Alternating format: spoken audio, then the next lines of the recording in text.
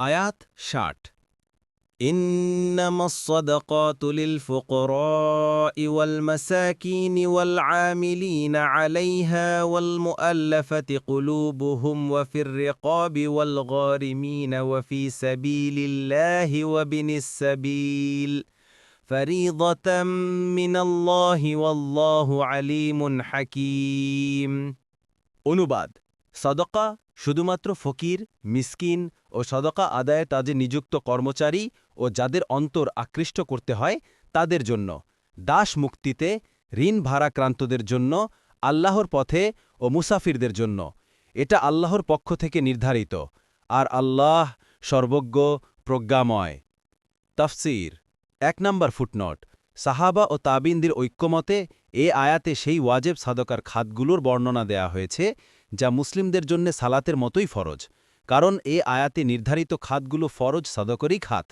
হাদিস অনুযায়ী নফল সাদকা ৮ খাতের মধ্যে সীমাবদ্ধ নয়, বরং এর পরিসর আরও প্রশস্ত। আয়াতে আল্লাহ তাআলা জাকাতের ব্যয়খাত ঠিক করে দিয়ে দেখিয়ে দিয়েছেন যে রাসূলুল্লাহ সাল্লাল্লাহু আলাইহি ওয়াসাল্লাম আল্লাহর হুকুম মতেই জাকাতের বিলি বণ্টন করেছেন, নিজের খেয়াল খুশি মতো নয়। এক হাদিসে সত্যটি প্রমাণিত হয়। জিয়াদ ইবনু ফারিস আস-সুদাই বলেন, আমি একবার রাসূলুল্লাহ সাল্লাল্লাহু আলাইহি ওয়াসাল্লামের খিদমতে হাজির হয়ে জানতে পারলাম যে তিনি তার গোত্রের সাথে যুদ্ধ করার জন্য সৈন্যের একটি দল অচিরেই প্রেরণ করবেন। আমি আরজ করলাম, ইয়া রাসূলাল্লাহ, আপনি বিরত হন, আমি দায়িত্ব নিচ্ছি যে তারা সবাই আপনার বশ্যতা স্বীকার করে এখানে হাজির হবে। এরপর আমি স্বগোত্রের কাছে পত্র প্রেরণ করি। পত্র পেয়ে তারা সবাই ইসলাম গ্রহণ করে। এর প্রেক্ষিতে রসুল সাল্লাল্লাহু আলাইহি ওয়াসাল্লাম আমাকে বলেন, তুমি তোমার গোত্রের একান্ত প্রিয় নেতা। আমি আরজ করলাম, এতে আমার কৃতিত্বের কিছুই নেই, আল্লাহর অনুগ্রহে তারা হেদায়াত লাভ করে মুসলিম হয়েছে। এবং বর্ণনাকারে বলেন, আমি এই বৈঠকে থাকাবস্থায় এক ব্যক্তি এসে রাসূলুল্লাহ সাল্লাল্লাহু আলাইহি ওয়াসাল্লামের কাছে কিছু সাহায্য চাইল। রাসূলুল্লাহ সাল্লাল্লাহু আলাইহি ওয়াসাল্লাম তাকে জবাব দিলেন, সদাকার ভাগ বাটোয়ারার দায়িত্ব আল্লাহ নাবী বা অন্য কাউকে দেননি, বরং তিনি নিজেই সদাকার ৮টি খাত নির্দিষ্ট করে দিয়েছেন। এই ৮ শ্রেণীর কোনো একটিতে তুমি শামিল থাকলে দিতে পারি। ২ নম্বর ফুটনোট আলোচ্য আয়াতের শুরুতে ইন্নামা শব্দ আনা হয়, যার অর্থ কেবলমাত্র, শুধুমাত্র। তাই শুরু থেকেই বোঝা যাচ্ছে যে সদাকার যে সকল খাতের বর্ণনা সামনে দেয়া হচ্ছে কেবল সে ৮টি খাতেই সদাকা ব্যয় করা হবে। এছাড়া অন্য কোনো ভালো খাতেও ওয়াজিব সদাকা ব্যয় করা যাবে না। সদাকা শব্দটি ব্যাপক অর্থবোধক, নফল ও ফরজ উভয় দানই এতে শামিল রয়েছে। নফলের জন্য শব্দটির প্রচুর ব্যবহার, তেমনি ফরজ সাদকার ক্ষেত্রেও কোরআনের বহু স্থানে শব্দটির ব্যবহার দেখা যায়। বরং কোনো কোনো মুফাসসিরের তথ্যমতে কোরআনে যেখানে শুধু সদাকা শব্দের ব্যবহার রয়েছে সেখানে ফরজ সাদাকা উদ্দেশ্য হয়ে থাকে। আবার কতিপয় হাদিসে সদকা বলতে প্রত্যেক সৎকর্মকেও বোঝানো হয়েছে। যেমন হাদিস শরীফে আছে, কোনো মুসলিমের সাথে সৎ ও উত্তম কথা বলা সদকা, কোনো বোঝাবহনকারীর কাঁধে ভার তুলে দেওয়াও সদকা।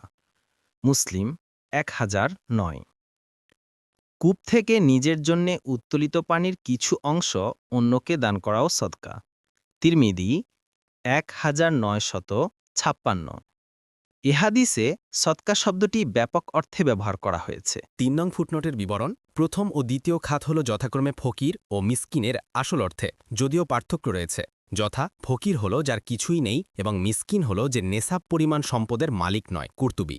ফকির ও মিসকিনের মধ্যে পার্থক্য থাকলেও তারা জাকাতের হুকুমের সমান। মোট কথা, যার কাছে প্রয়োজনের অতিরিক্ত নেসাব পরিমাণ অর্থ নেই তাকে জাকাত দেয়া যাবে এবং সেও নিতে পারবে। প্রয়োজনীয় মালামালের মধ্যে থাকার ঘর, ব্যবহৃত বাসন পেয়ালা, পোশাক পরিচ্ছদ ও আসবাবপত্র প্রভৃতি শামিল রয়েছে। ৭.৫ তলা স্বর্ণ কিংবা ৫.৫ তলা রূপা বা তার মূল্য যার কাছে রয়েছে এবং সে ঋণগ্রস্ত নয়, সেই নেসাবের মালিক, তাকে জাকাত দেয়া ও তার পক্ষে জাকাত নেয়া জায়েজ নয়, কুর্তুবী।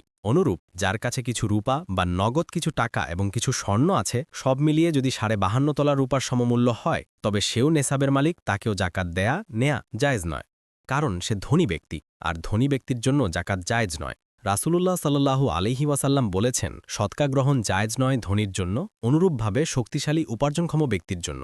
আবু দাউদ ১৬৩৪, তিরমিজি ৬৫২। অন্য হাদিসে রাসূলুল্লাহ সাল্লাল্লাহু আলাইহি ওয়াসাল্লাম দুজন শক্তিশালী লোককে সৎকার জন্য দাঁড়াতে দেখে বললেন, তোমরা চাইলে আমি তোমাদের দেব, কিন্তু এতে ধনী এবং শক্তিশালী উপার্জনক্ষমের কোনো হিস্সা নাই।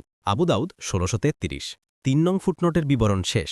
৪ নং ফুটনোটের বিবরণ জাকাতের আমেন ইনা সদকা, অর্থাৎ সৎকার সম্পৃক্ত কাজে নিযুক্ত কর্মী। এরা ইসলামী সরকারের পক্ষ থেকে লোকদের কাছ থেকে জাকাত আদায় করে বায়তুল মালে জমা দেওয়ার কাজে নিয়োজিত থাকে। কুর্তুবী: এরা যেহেতু এ কাজে নিজেদের সময় ব্যয় করে, সেহেতু তাদের জীবিকা নির্বাহের দায়িত্ব ইসলামী সরকারের উপর বর্তায়। কুরআন মজিদের উপরোক্ত আয়াত জাকাতের একাংশ তাদের জন্য রেখে একথা পরিষ্কার করে দিয়েছে যে তাদের পারিশ্রমিক জাকাতের খাত থেকেই আদায় করা হবে। এর মূল রহস্য হল এই যে আল্লাহ তাআলা মুসলিমদের থেকে জাকাত ও অপরাপর সদকা আদায়ের দায়িত্ব দিয়েছেন রাসূলুল্লাহ সাল্লাল্লাহু আলাইহি ওয়াসাল্লামকে। সূরার শেষের দিকে এক আয়াতে বলা হয়েছে, হে রাসূল, আপনি তাদের মালামাল থেকে সদকা গ্রহণ করুন। 103। উক্ত আয়াত মতে রাসূলের অবর্তমানে তার উত্তরাধিকারী খলিফা বা আমিরুল মুমিনিন বা রাষ্ট্রপ্রধানের উপর জাকাত ও সদকা আদায়ের দায়িত্ব বর্তায়। বলা বাহুল্য, আমিরের পক্ষে সহকারী ব্যতীত এই দায়িত্ব সম্পাদন করা সম্ভব নয়। আলোচ্য আয়াতে আমিলিন বলতে জাকাত আদায়কারী তথা সেসব সহকারীদের কথাই বলা হয়েছে। এই আয়াত অনুযায়ী রাসূলুল্লাহ সাল্লাল্লাহু আলাইহি ওয়াসাল্লাম অনেক সাহাবীকে বিভিন্ন স্থানে জাকাত আদায়ের জন্য প্রেরণ করেছিলেন। এই সকল সাহাবীর অনেকে ধনীও ছিলেন। হাদিসে এসেছে, ধনীদের জন্য সৎকার অর্থ হালাল নয়, তবে 5 জনের জন্য হালাল। প্রথমত, যে জিহাদের উদ্দেশ্যে বের হয়েছে কিন্তু সেখানে প্রয়োজনীয় অর্থ তার নেই, যদিও সে স্বদেশী ধনী। দ্বিতীয়ত, সৎকা আদায়ের দায়িত্বে নিয়োজিত ব্যক্তি। তৃতীয়ত, সেই অর্থশালী ব্যক্তি যার মজুদ অর্থের তুলনায় ঋণ অধিক। চতুর্থত, যে মূল্য আদায় করে গরিব মিসকিন থেকে সৎকার মালামাল ক্রয় করে। পঞ্চমত, যাকে গরিব লোকেরা সৎকার প্রাপ্ত মাল হাদিয়া স্বরূপ প্রদান করে। আবু দাউদ ১৬৩৫। 4 নং ফুটনোটের বিবরণ শেষ। 5 নং ফুটনোটের বিবরণ। জাকাতের চতুর্থ ব্যয়খাত হল মুআল্লাফাতুল কুলুব। সাধারণত তারা 3-4 শ্রেণীর বলে উল্লেখ করা হয়। এদের কিছু মুসলিম, কিছু অমুসলিম। মুসলিমদের মধ্যে কেউ ছিল চরম অভাবগ্রস্ত এবং নবমুসলিম। এদের চিত্তাকর্ষণের ব্যবস্থা এজন্যই নেওয়া হয় যেন তাদের ইসলামী বিশ্বাস পরিপক্ক হয়। আর কেউ ছিল ধনী, কিন্তু তার অন্তর তখনও ইসলামে রঞ্জিত হয়নি। আর কেউ ছিল পরিপক্ক মুসলিম, কিন্তু তার গোত্রকে এর দ্বারা হেদায়েতের পথে আনা উদ্দেশ্য ছিল। অমুসলিমদের মধ্যেও এমন অনেকে রয়েছে যাদের শত্রুতা থেকে বাঁচার জন্য তাদের পরিতুষ্ট রাখার প্রয়োজন ছিল। আর কেউ ছিল যারা ওয়াজ নসিহত বা যুদ্ধ ও শক্তি প্রয়োগেও ইসলামে প্রভাবিত হচ্ছে না, বরং অভিজ্ঞতার আলোকে দেখা যাচ্ছে যে তারা দয়া, দান ও সদ্ব্যবহারে ইসলামের প্রতি আকৃষ্ট হচ্ছে। কুর্তুবী এবং ইবনে কাসির: রাসূলুল্লাহ সাল্লাল্লাহু আলাইহি ওয়াসাল্লামের সমগ্র জীবনের প্রচেষ্টা ছিল কুফুরির অন্ধকার থেকে আল্লাহর বান্দাদের ঈমানের আলোয় নিয়ে আসা। তাই এই ধরনের লোকদের প্রভাবিত করার জন্য যে কোনো বৈধ পন্থা অবলম্বন করতেন। এরা সবাই মুআল্লাফাতুল কুলুবের অন্তর্ভুক্ত এবং আলোচ্য আয়াতে এদেরকেই সৎকার চতুর্থ ব্যয়খাতরূপে অভিহিত করা হয়েছে। 6 নং ফুটনোটের বিবরণ। জাকাতের পঞ্চম ব্যয়খাত হল দাসমুক্তিতে জাকাতের সম্পদ ব্যয় করা। আর তা হল ওই সমস্ত দাস যাদেরকে দাসত্ব থেকে মুক্তির জন্য তাদের মনিব তাদেরকে কিছু টাকা পয়সা দেওয়ার চুক্তি করেছে, আর সে দাসতা পরিশোধ করতে পারছে না। 7 নং ফুটনোটের বিবরণ। জাকাতের ষষ্ঠ ব্যয়খাত হল দেনাদার বা ঋণগ্রস্ত। আয়াতে বর্ণিত গারেমিন হল গারেমের বহুবচন। এর অর্থ দেনাদার, জালালাইন। তবে শর্ত হচ্ছে এই যে সে ঋণগ্রস্তের কাছে এ পরিমাণ সম্পদ থাকবে না যাতে সে ঋণ পরিশোধ করতে পারে। কারণ অভিধানে এমন ঋণী ব্যক্তিকেই গারেম বলা হয় যে আল্লাহর আনুগত্যে তার নিজ ও পরিবারের ব্যয় মেটানোর জন্য খরচ করতে গিয়ে এমন ঋণী হয়ে গেছে যে সেটা শোধ করার ক্ষমতা হারিয়ে ফেলেছে। আইসারুত তাফসির। আবার কোনো ইমাম এ শর্ত আরোপ করেছেন যে সেই ঋণ যেন কোনো অবৈধ কাজের জন্য না করে থাকে। কুর্তুবী। কোনো পাপ কাজের জন্য যদি ঋণ করে থাকে, যেমন মদ কিংবা নাজায়েজ প্রথা অনুষ্ঠান প্রভৃতি, তবে এমন ঋণগ্রস্তকে জাকাতের অর্থ থেকে দান করা যাবে না, যাতে তার পাপ কাজ ও অপব্যয়ে অনর্থক উৎসাহ দান করা না হয়। এখানে জানা আবশ্যক যে ঋণগ্রস্ততা কয়েক কারণে হতে পারে। 1. মানুষের মধ্যে খারাপ সম্পর্ক জোড়া লাগানোর জন্য, মীমাংসার জন্য কেউ ঋণগ্রস্ত হয়ে পড়তে পারে। যেমন দুদল লোকের মধ্যে সমস্যা লেগে গেছে, একজন লোক পয়সা খরচ করে দুদলের সমস্যাটা সমাধান করে দেয়। এ ধরনের লোকের জন্য শরীয়তে জাকাতের টাকায় হিস্সা রেখেছে, যাতে করে মানুষ এ ধরনের কাজে উদ্বুদ্ধ হয়। 2. যে ঋণগ্রস্ত হয় নিজের জন্য, তারপর ফকির হয়ে যায়, তাকে তার ঋণগ্রস্ততা থেকে মুক্তির জন্য জাকাত থেকে দেয়া যেতে পারে। বাগ্ঘি, সাদি।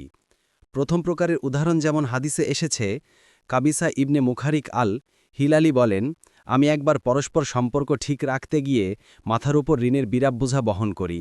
তখন রাসূলুল্লাহ সাল্লাল্লাহু আলাইহি ওয়াসাল্লামের কাছে এ ব্যাপারে সাহায্যের জন্য আসি।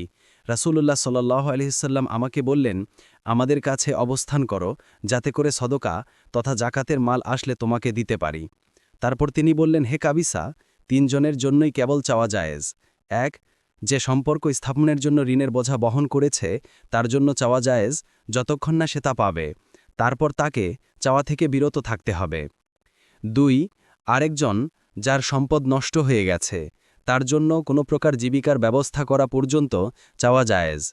৩ আর একজন লোক যাকে দারিদ্রতা পেয়ে বসেছে, তখন তার কাউমের ৩ জন গ্রহণযোগ্য বুদ্ধিমান ব্যক্তি তার পক্ষে সাক্ষ্য দিয়ে বলবে যে আল্লাহর শপথ অমুক হতদরিদ্র হয়ে পড়েছে। সেই ব্যক্তিও জীবিকার ব্যবস্থা হওয়া পর্যন্ত যাচনা করতে পারে। এর বাইরে যত চাওয়া আছে সবই হারাম। মুসলিম 1044। ৮ নং ফুটনোটের বিবরণ। সপ্তম জাকাতের ব্যয় খাত হল ফি সাবিলিল্লাহ। কোনো মুফাসসির বলেন এর মর্ম সেসব গাই ও মুজাহিদ যাদের অস্ত্র ও জিহাদের উপকরণ ক্রয় করার ক্ষমতা নেই। এই জাতীয় কাজই নির্ভেজাল দিনী খেদমত ও ইবাদাত, কাজেই জাকাতের মাল এতে ব্যয় করা খুব জরুরি। কুরতুবী। এমনিভাবে ফেকহবিদগণ ছাত্রদেরকেও এর অন্তর্ভুক্ত করেছেন, কারণ তারাও একটি ইবাদত আদায় করার জন্যই এই ব্রত গ্রহণ করে থাকে। সাদি। ৯ নং ফুটনোটের বিবরণ। জাকাতের অষ্টম ব্যয়খাত হল মুসাফির। জাকাতের ব্যয়খাতের ক্ষেত্রে এমন মুসাফির বা পথিককে বোঝানোই উদ্দেশ্য যার কাছে সফরকালে প্রয়োজনীয় অর্থসম্পদ নেই, স্বদেশে তার যত অর্থসম্পদই থাকুক না কেন।